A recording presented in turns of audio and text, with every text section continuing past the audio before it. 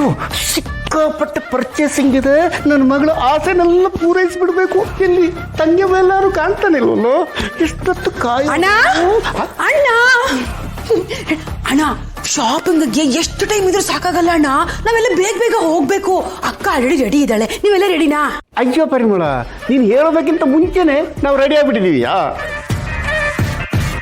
ಹ್ಞೂ ಅತ್ತೆ, ಶಾಪಿಂಗ್ ಹೋಗ್ಬೇಕು ಅಂದ ಕೂಡಲೇ ನಾನು ಬೆಳಗ್ಗೆ 5 ಗಂಟೆಗೆ ಎದ್ದು ತಟ್ಟಂತ ರೆಡಿ ಆಗ್ಬಿಟ್ಟೆ.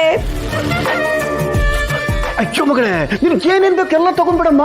ಹಿಂದೆ ಮುಂದೆ ನೋಡ್ಲೇಬೇಡ, ನೀನು ತಗೊಳ್ಳೇಬೇಕು.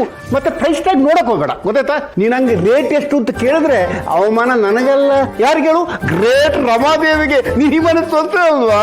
ಅದಕ್ಕೆ ತಕ್ಕಂಗೆ ಎಲ್ಲವನ್ನು ಮೈಂಟೈನ್ ಮಾಡಬೇಕು ಮಗಳೇ, ಗೊತ್ತಾಯ್ತಾ? ಹ್ಞೂ ಸರಿಯಪ್ಪ.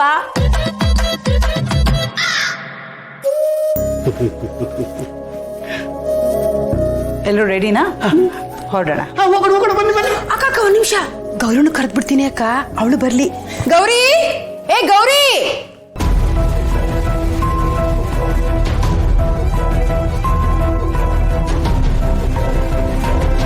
ಪರಿಮಳ, ಈಗ ಇವಳನ್ನ ಯಾಕೆ ಕರೆದೆ? ಅಯ್ಯೋ ಬರ್ಲಿ ಬಿಡಕ್ಕ, ಅಲ್ಲೆಲ್ಲ ಲಗೇಜ್ ಇಟ್ಕೊಳಕ್ ಬೇಡ್ವಾ?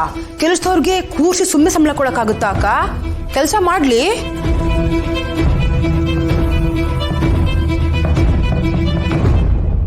ಚಿಕ್ಕಿ, ಅವ್ರೇನಿಕ್ಕೆ ನಮ್ಮ ಜೊತೆ? ಮಾ ಹಾಗಲ್ಲ, ಬರೀ ಲಗೇಜ್ ಎತ್ಕೊಳ್ಳೋಕ್ಕೋಸ್ಕರ ಅವ್ರು ನಮ್ಮ ಜೊತೆ ಬರ್ಬೇಕಾ?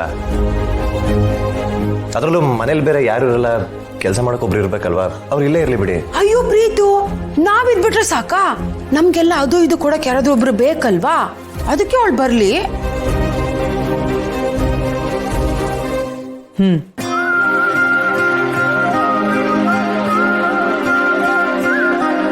ಸರಿ, ಹೊರಡೋಣ. ಬನ್ನಿ ಬನ್ನಿ ಬನ್ನಿ, ಹೋಗೋಣ ಹೋಗೋಣ ಮಗಳೇ. ಬೇಗ ಹೋಗಮ್ಮ, ಬೇಗ ಹೋಗು.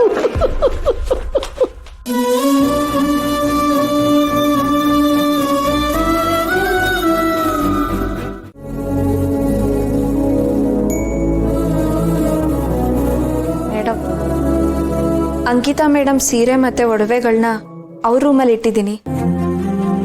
ಮತ್ತೆ ನಿಮ್ದು ಮತ್ತೆ ಯಜಮಾನ್ರು ಬಟ್ಟೆಗಳನ್ನ ನಿಮ್ಮ ವಾರ್ಡ್ರೂಬಲ್ಲಿ ಇಟ್ಟಿದ್ದೀನಿ ಮೇಡಮ್. ಗೌರಿ, ಹೇಳಿ ಮೇಡಮ್. ನೀನು ಪ್ರೀತಮ್ ಜೊತೆ ಆಚೆ ಹೋಗಿದ್ಯಲ್ಲ? ಅಂದ್ರೆ ಮೇಡಮ್, ಐ ಮೀನ್, ಪ್ರೀತಮ್ ನಿಮ್ಮ ತಂದೆ ಕೇಸ್ ತಗೊಂಡಾಗ ನೀವಿಬ್ರು ಜೊತೆಗೆ ಆಚೆ ಓಡಾಡ್ತಾ ಇದ್ರಲ್ವಾ? ಹಾ ಮೇಡಮ್. ಆಗ ಪ್ರೀತಮ್ ನಿನ್ನ ಹತ್ರ ಯಾರನ್ನಾದ್ರೂ ಲವ್ ಮಾಡ್ತಿರೋ ವಿಷಯ ಏನಾದರೂ ಹೇಳ್ಕೊಂಡ?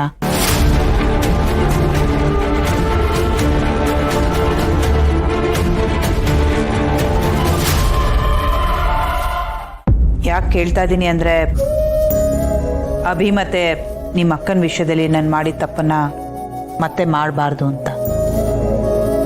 ಅವತ್ತು ಎಲ್ಲರ ಮುಂದೆ ನಾನು ಪ್ರೀತಮ್ನ ಕೇಳಿದೆ, ಯಾರನ್ನಾದ್ರೂ ಲವ್ ಮಾಡ್ತಿದ್ಯಾ ಅಂತ.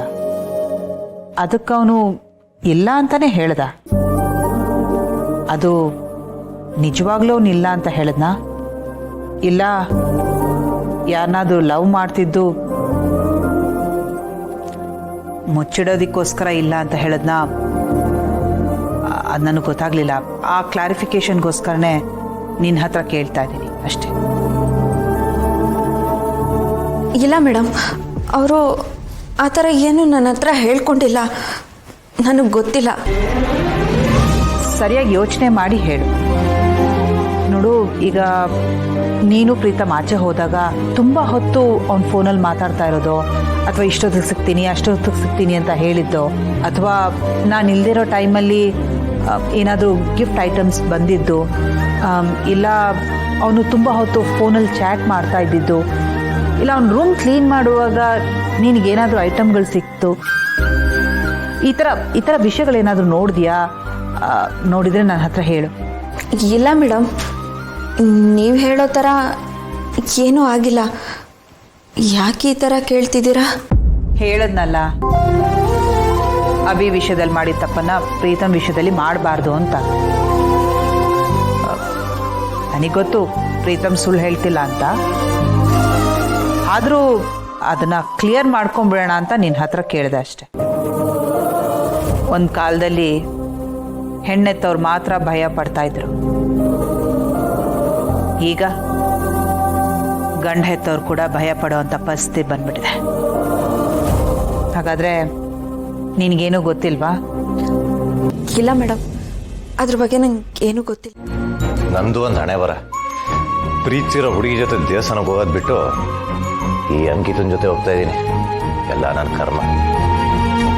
ಎಷ್ಟೇ ಆದರೂ ಅಮ್ಮ ಹೇಳಿದ್ದಾರೆ, ಹೋಗ್ಲೇಬೇಕಲ್ವಾ? ಗೌರಿ ಅವರೇ, ನಾವೆಲ್ಲ ದೇವಸ್ಥಾನಕ್ಕೆ ಹೋಗ್ತಿದ್ದೀವಿ, ನಮ್ಮ ಜೊತೆ ನೀವು ಬಂದ್ಬಿಡಿ. ಇಲ್ಲ ಯಜಮಾನ್ರೆ, ನೀವು ಹೋಗಿದ್ದು ಬನ್ನಿ.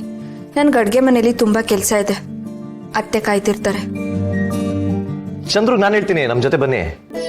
ಇಲ್ಲ, ನೀವು ಹೋಗಿದ್ದು ಬನ್ನಿ, ನನಗೆ ಕೆಲಸ ಇದೆ.